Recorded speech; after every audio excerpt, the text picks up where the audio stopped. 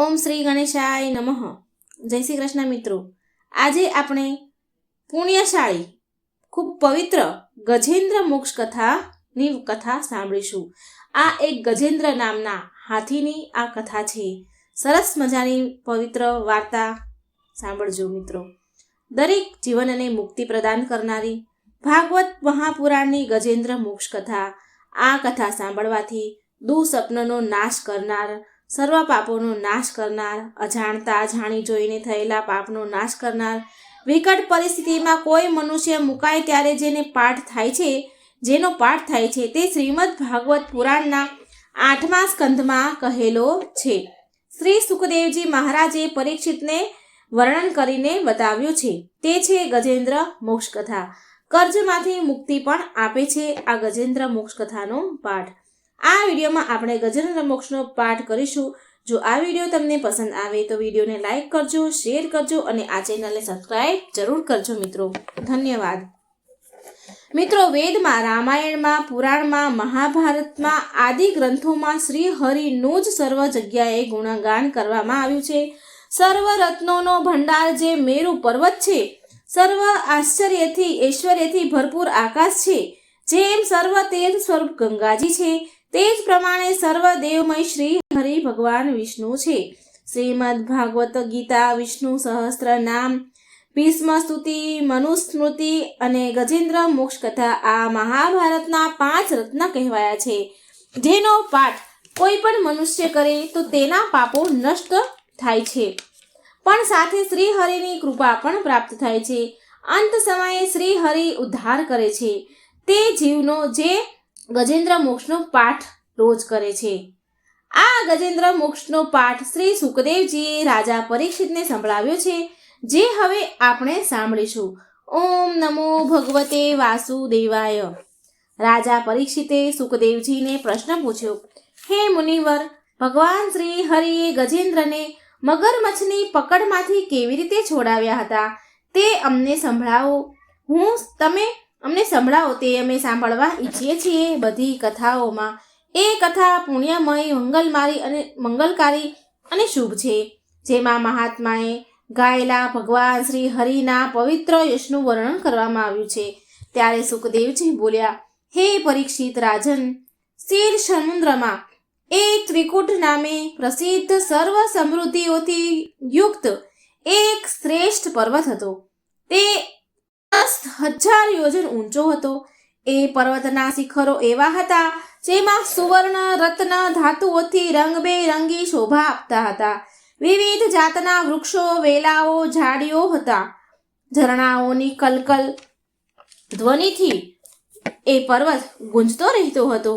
બધી બાજુથી સમુદ્રના મોજા આવીને તે પર્વતના આગલા ભાગ સાથે અથડાતા હતા અને પર્વતરાજના પગ પખાડી રહ્યા હતા. એ પર્વતના પન્નાના નીલા પથ્થરોની ભૂમિ એવી સામળી થઈ ગઈ હતી જાણે તેની પર હરીભરી ધરો છવાઈ ગઈ હોય. તેની ગુફાઓમાં સિદ્ધો, ચારણો, ગંધર્વો, વિદ્યાધરો, નાગો, કિન્નરો, અપ્સરાઓ વગેરે વિહરતા હતા. તે પર્વતની તળેટીમાં જાત જાતના જંગલી પશુઓના ટોળા શોભી રહ્યા હતા. અનેક પ્રકારના વૃક્ષોથી દેવોના ઉદ્યાનમાં સુંદર સુંદર પક્ષીઓ મધુર મધુર કલરવ કરતા રહેતા હતા. તે પર્વતમાં ઘણી નદીઓ અને સરોવર પણ હતા.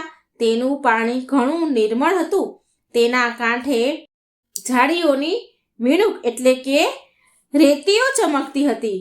મણીઓની વીણુક રેતીઓ ચમકતી હતી. તેમાં દેવાંગનાઓ સ્નાન કરતી હતી. તે પર્વતના ઘોર જંગલમાં ઘણી બધી હાથણીઓ સાથે એક ગજેન્દ્ર રહેતો હતો. તે મોટા મોટા શક્તિશાળી હાથોનો સરદાર હતો. એક દિવસ ગજેન્દ્રએ પર્વત પર પોતાની હાથણીઓ સાથે કાંટાળા, કીચકવાળા નેતર વગેરેને ઝાડીઓમાં અને વૃક્ષોને રગદોળતો ફરી રહ્યો હતો. તેની ગંધથી જ સિંહ, હાથી, વાઘ, ગેંડા વગેરે હિંસક પશુઓ, સર્પો, ચિત્તા, ગોરા, કાળા હરણ, ચમરી, ગાય વગેરે ભયભીત થઈને ભાગી જતા હતા. અને તેની કૃપાથી વરુ, સુવર, પાડા, રીંછ, સાહુડી, લંગૂર, કૂતરા, વાંદરા, હરણ, સસલા વગેરે પ્રાણીઓ સર્વત્ર નિર્ભય થઈને ફરી રહ્યા હતા. તે ગજેન્દ્રની પાછળ પાછળ હાથણીઓ અને એના નાના નાના બચ્ચા પણ ચાલી રહ્યા હતા. મોટા હાથીઓ અને હાથણીઓ પણ તેને વીંટળાઈને ચાલી રહ્યા હતા. તેની ચાલના થમકારાથી પહાડ એકવાર તો કંપી ઉઠતો હતો. ત્યારે દૂરથી જ કમળની પરાગથી સુવાસિત વાયુની ગંધ સૂંઘીને તે પેલો હાથી સરોવર તરફ જવા લાગ્યો. ગજેન્દ્ર સરોવર તરફ જવા લાગ્યો કે જેથી શીતળતા અને સુગંધ લઈને વાયુ વહી રહ્યો હતો. વેગથી ચાલતો થોડી જ વારમાં ગજેન્દ્ર સરોવરના કિનારે જઈ પહોંચ્યો. તે સરોવરનું પાણી અત્યંત નિર્મળ અને અમૃત જેવું હતું. તે ગજેન્દ્ર રાજે તો તે પહેલા પાણીમાં પ્રવેશ કર્યો અને તેની સૂંઢથી ઉછાળીને મન ભરીને પાણી પીધું અને પછી તેમાં સ્નાન કરી પોતાનો થાક ઉતાર્યો.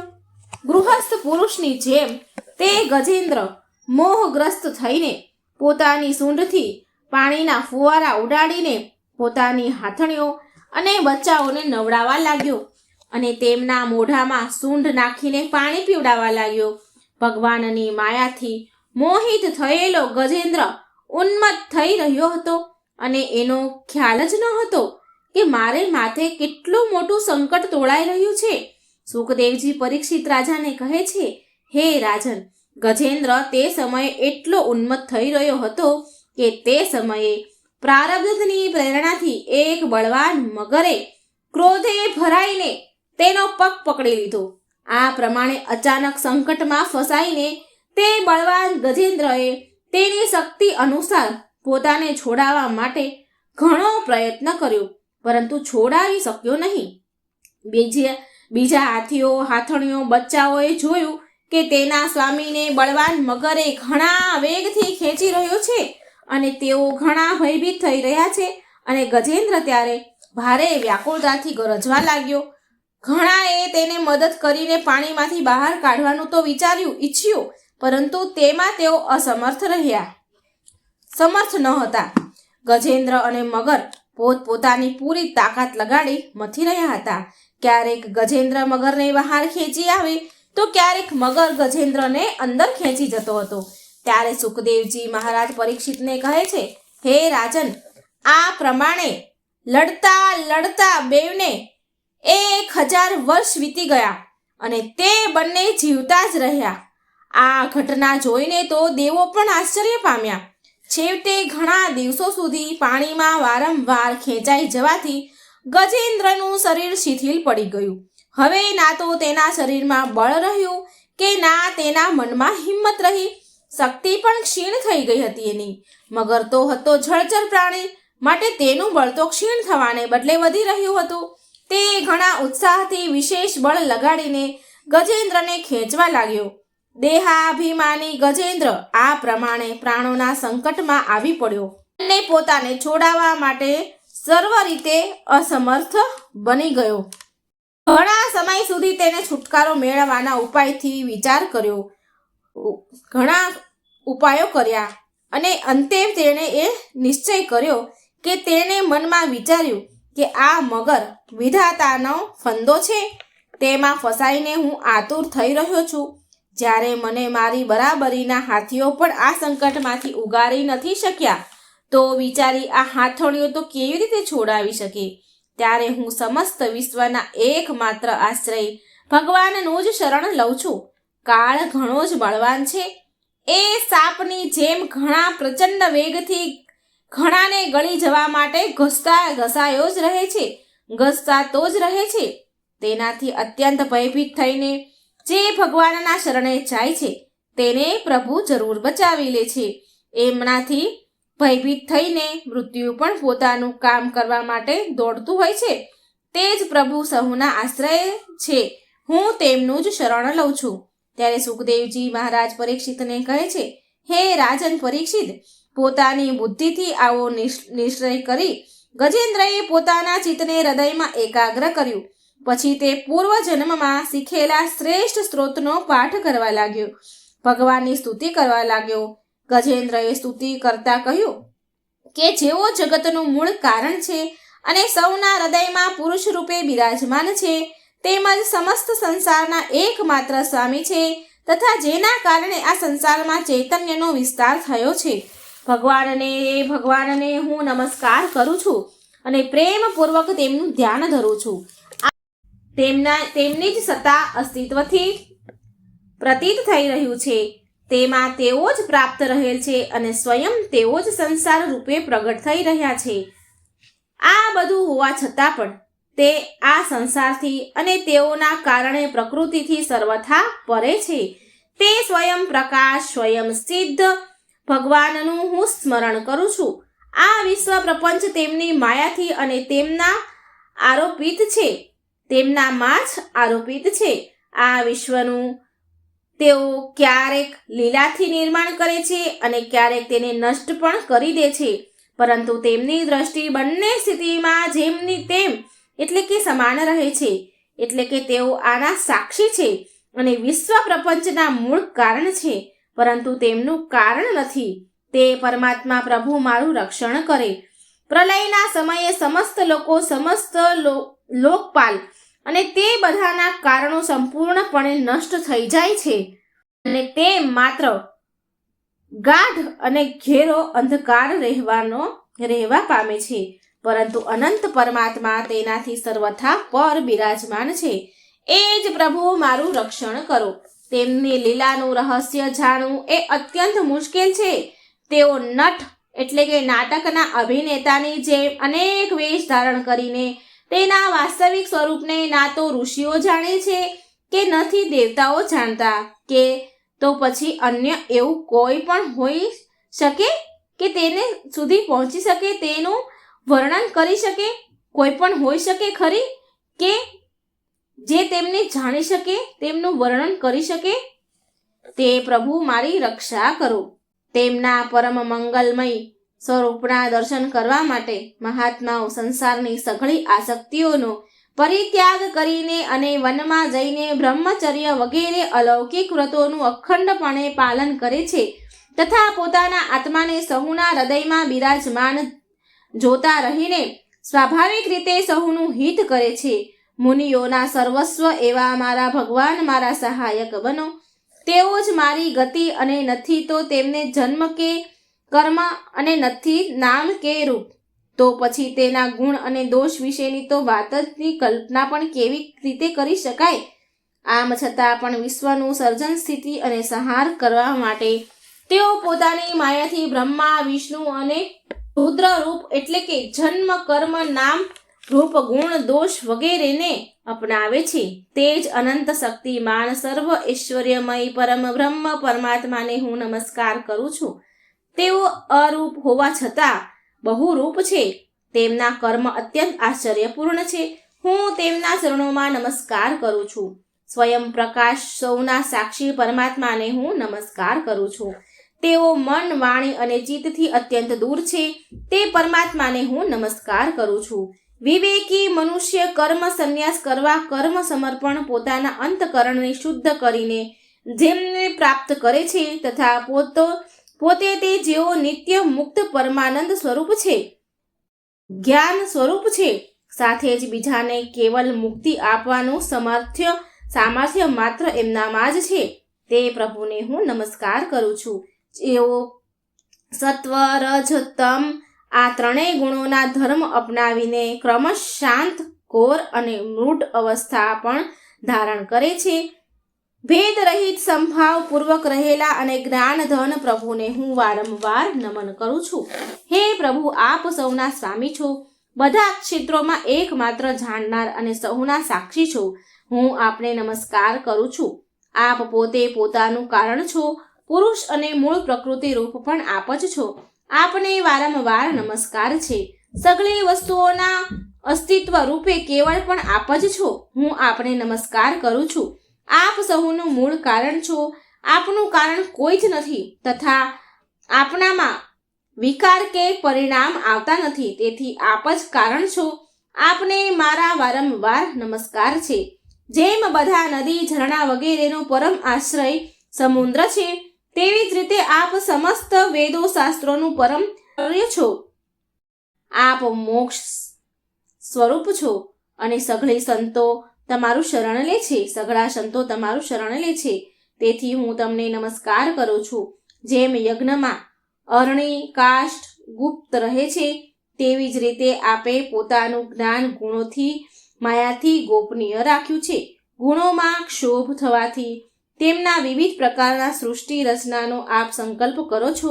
જેઓ કર્મ સંન્યાસ કે કર્મ સમર્પણ વડે આત્મતત્વની ભાવના કરીને વેદ શાસ્ત્રથી પર થઈને તેમના આત્માના રૂપમાં આપ પોતે જ પ્રગટ થઈ જાઓ છો, તેમને હું વારંવાર નમસ્કાર કરું છું. જેમ કોઈ દયાળુ મનુષ્ય ઝાડમાં ફસાયેલા પશુ બંધન કાપી નાખે, તેવી જ રીતે મારા જેવા શરણાગતને બંધનમાંથી મુક્ત કરો છો.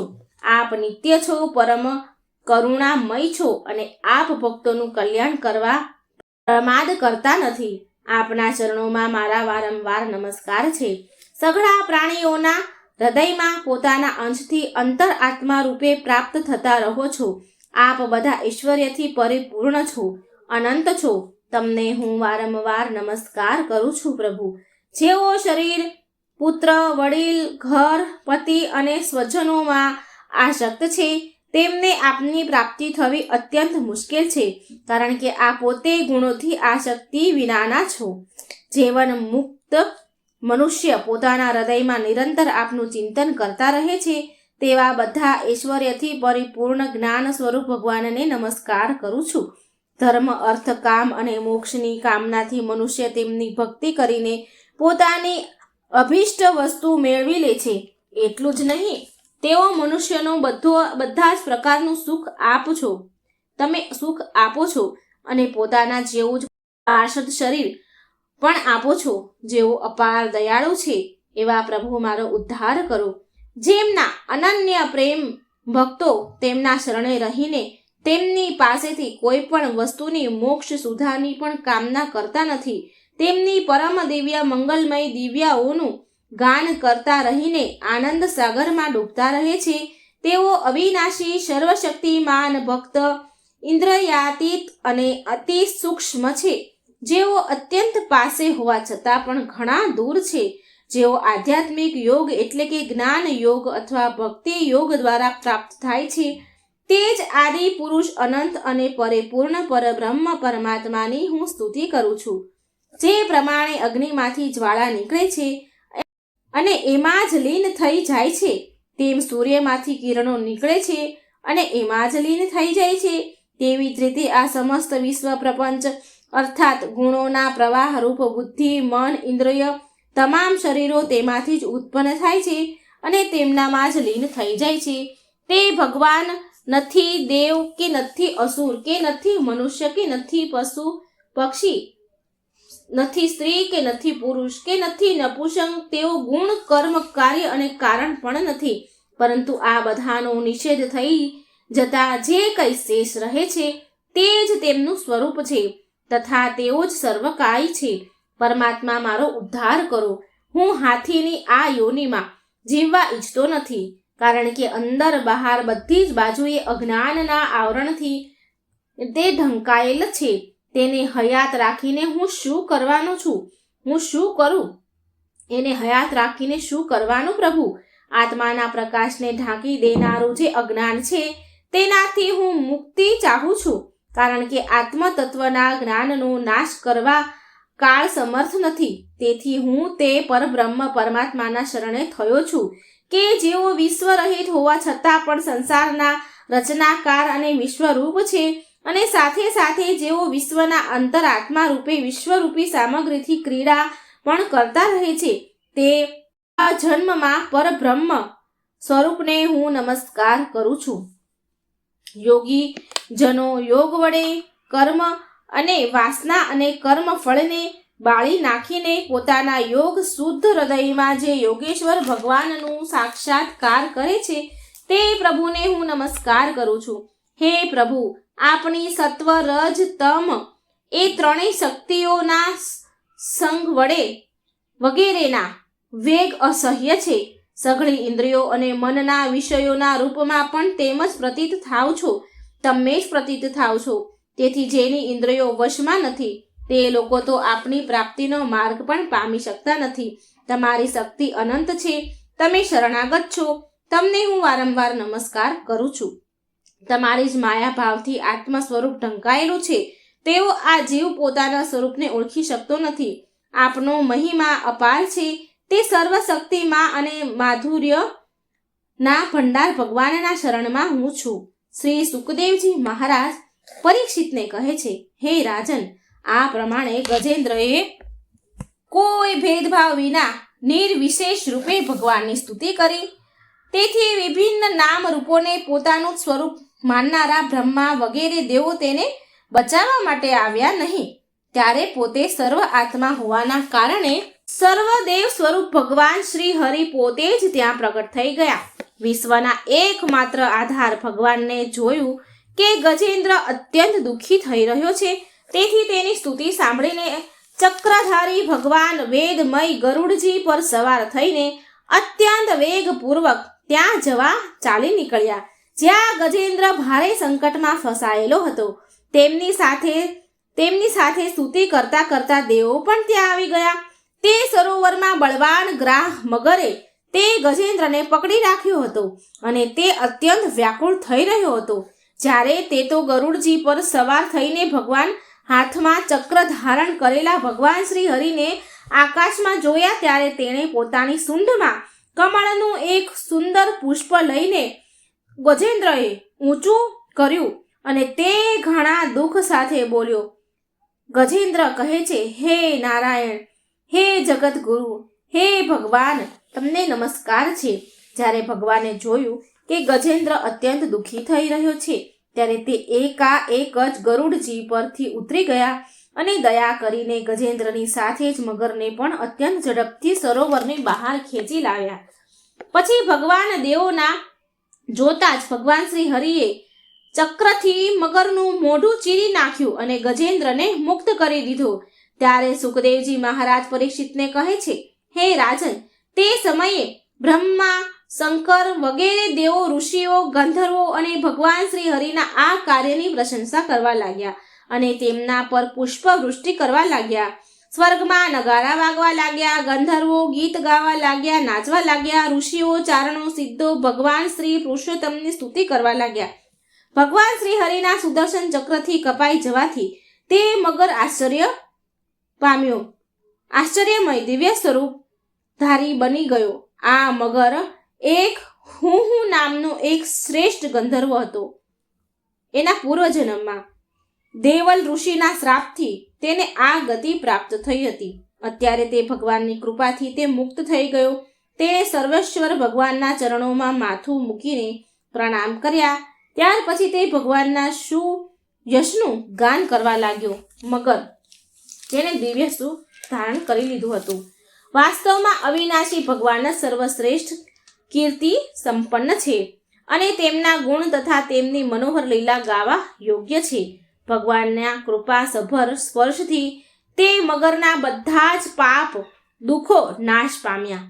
તેણે ભગવાનની પરિક્રમા કરીને તેમના ચરણોમાં પ્રણામ કર્યા અને સહુને જોતા જ પોતાના લોક ભણી પ્રયાણ કર્યું. ગજેન્દ્ર પણ ભગવાનનો સ્પર્શ થતાં જ અજ્ઞાનના બંધનમાંથી છૂટી ગયો. તેને ભગવાનનું રૂપ પ્રાપ્ત થઈ ગયું. પીતાંબરધારી અને ચતુર્ભુજ રૂપ બની ગયું ગજેન્દ્ર.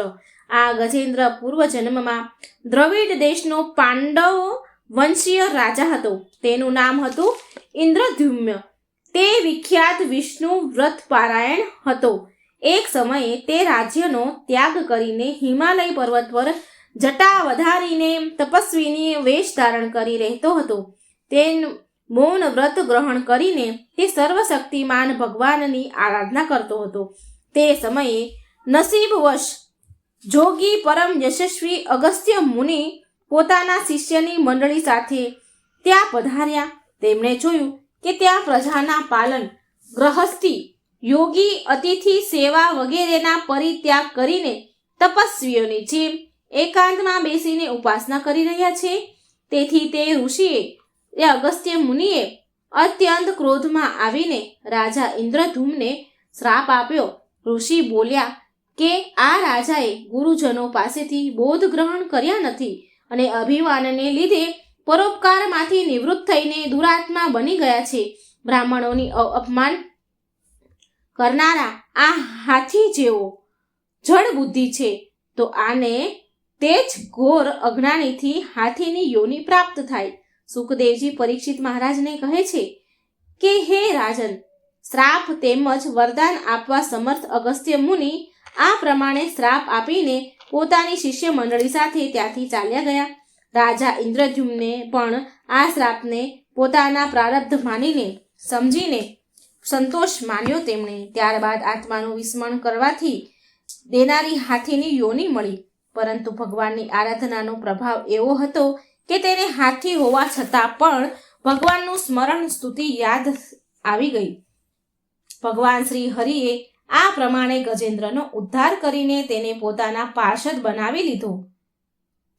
ગંધર્વો, સિદ્ધો, દેવો વગેરે ભગવાનની આ લીલાનું ગાન કરે છે. ભગવાન પાર્ષદ રૂપ ગજેન્દ્રને સાથે લઈને ગરુડ પર સવાર થઈને પોતાના અલૌકિક ધામમાં સીધા આવી ગયા. શ્રી સુખદેવજી પરીક્ષિતને કહે છે કે હે કુરુવંશ શિરોમણી, મેં ભગવાન શ્રી કૃષ્ણનો મહિમા અને ગજેન્દ્ર મોક્ષની કથા તમને કહી સંભળાવી. આ પ્રસંગને સાંભળનારા કડી સહજ મળને તથા દુઃસ્વપ્નને દૂર કરનારો તેમજ યશ ઉન્નતિ સ્વર્ગ આપનારો છે.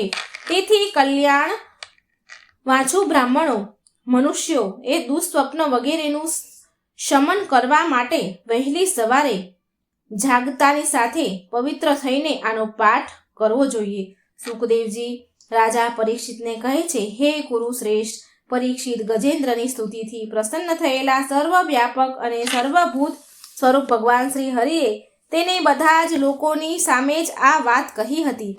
ભગવાન શ્રી હરિએ કહ્યું હતું કે જે લોકો રાત્રિના પાછલા પહોરમાં ઉઠીને ઇન્દ્રિય નિગ્રહપૂર્વક એકાગ્રચિતે મારું તારું તથા આ સરોવર તથા પર્વત, ગુફા, વન, નેતર, કિચ્ચક અને વાંસની ઝાડીઓના વૃક્ષો તથા પર્વત શિખરો, મારું બ્રહ્માજીનું, શિવજીનું ત્રણેય નિવાસ સ્થાનોનું, મારા પ્રિય ધામ ક્ષીરસાગરનું, શ્રી વત્સ ગોસુખમણી વનમાળા, મારી કોમગદી ગદા, સુદર્શન ચક્ર, 5 જન્ય શંખ, પક્ષીરાજ, ગરુડ, મારી સૂક્ષ્મ કલા સ્વરૂપ રહેતા શેષનાગ સૈયા, મારા આશ્રયે રહેતા લક્ષ્મી દેવી, બ્રહ્માજી, દેવર્ષિ નારદ, ભગવાન શંકર તથા ભક્તરાજ પ્રહલાદ, મત્સ્ય, કશ્યપ, વરાહ વગેરે અવતારોમાં કરેલા મારા અનંત પુણ્યમય ચરિત્ર, સૂર્ય, ચંદ્ર, અગ્નિ, ઓમકાર, સત્ય, મૂળ, પ્રકૃતિ, ગાય, બ્રાહ્મણ, અવિનાશી,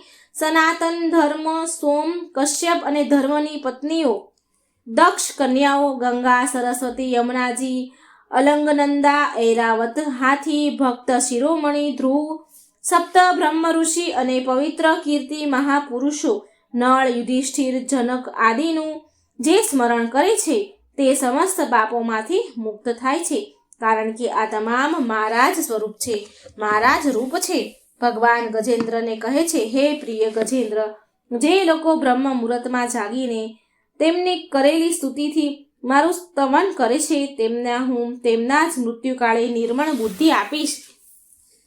સુખદેવજી રાજા પરીક્ષિતને કહે છે હે પરીક્ષિત રાજા, હે રાજન, આ પ્રમાણે કહીને ભગવાન ઋષિકેશ દેવતાઓનું અભિનંદન કરતા રહીને પોતાના શ્રેષ્ઠ શંખ વગાડીને ગરુડજી પર આરૂઢ થઈને અંતર્ધ્યાન થઈ ગયા. આમ શ્રી ભગવાન ભાગવત મહાપુરાણમાં સુખદેવજીએ રાજા પરીક્ષિતને કહેલી કથા ગજેન્દ્ર મોક્ષની કથા પૂર્ણ થાય છે. જે મનુષ્ય પ્રાતઃ કાળે ઉઠીને આ ગજેન્દ્ર મોક્ષની કથા સાંભળે છે તે મનુષ્ય દીર્ઘ આયુષ્યવાળો બનશે, પાપોમાંથી તુરંત મુક્તિ પામશે, તેના દુઃસ્વપ્નોનો નાશ પામશે. આ કથા ભગવાન શ્રી હરિએ સ્વયં કહેલું છે, આ કથન એમનું કહેલું છે. મિત્રો, આ ગજેન્દ્ર મોક્ષની કથા દુર્લભ ફળ દેનારી છે. અત્યારના સમયમાં આ ગજેન્દ્ર મોક્ષની કથા મંગલમય છે, માટે આનું વાંચન કરવું જોઈએ તથા આ કથા રોજ એકવાર સાંભળવી જોઈએ, જેથી ભગવાન શ્રી હરિ અનાથોના નાથ સર્વ બંધનમાંથી મુક્ત કરે, આપનું કલ્યાણ કરે. મિત્રો, જો આપને આ ગજેન્દ્ર મોક્ષ કથાનો વિડીયો પસંદ આવે તો લાઈક કરજો, શેર કરજો અને આ ચેનલને સબસ્ક્રાઈબ પણ જરૂર કરજો.